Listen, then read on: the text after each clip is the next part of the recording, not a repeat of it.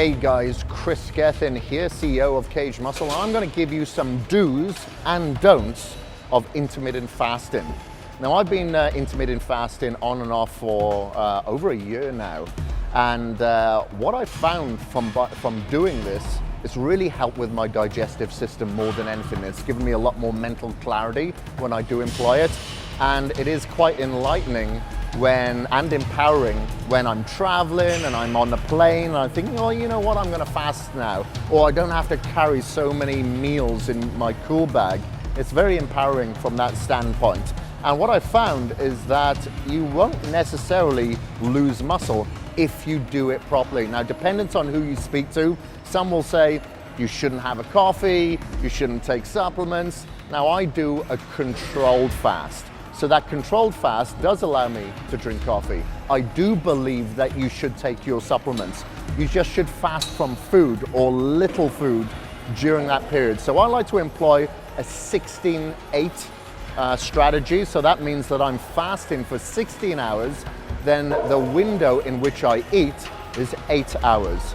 Now, the reason I do that is that it helps with thermogenesis.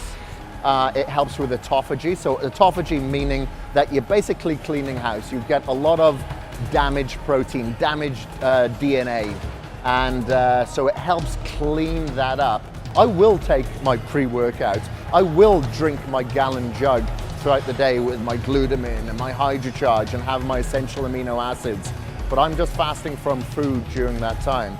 I generally like to have raw vegetables and salad, then my cooked vegetables and salad, then I'll have a light protein, maybe fish, and then I'll generally go for fats as opposed to starchy carbohydrates. So I'll have avocado, I'll have seeds, I'll have nuts, I'll have some olive oil.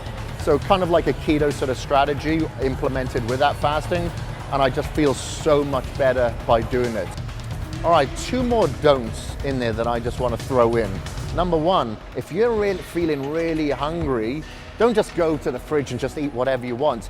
You'll be able to find that you can get through the day if you just have a bowl of salad or some vegetables, something that's non-impactful when it comes to the carbohydrates. So usually I'm pretty good. Like I can go throughout the day until like 3-4 o'clock without eating. But if I'm really, really hungry and I will have something, I'll generally make a big bowl of salad. So that could be lettuce, it could be cucumber, I could put some zucchini in there or some kale.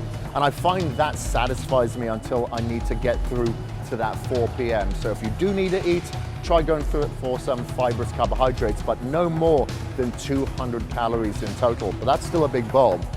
Number 2, no alcohol. Just because that's not a food and it's a fluid doesn't mean that you can eat it. It still will have an impact on your blood sugar, and it'll raise those blood sugar levels up, and then all of a sudden you're not fasting. And you're supposed to be detoxifying during this stage. You're supposed to be going through autophagy, and if you're going to be drinking alcohol, that's a toxin that you're putting into your system and a poison that your body's going to try to get rid of. So those are my do's and don'ts of intermittent fasting.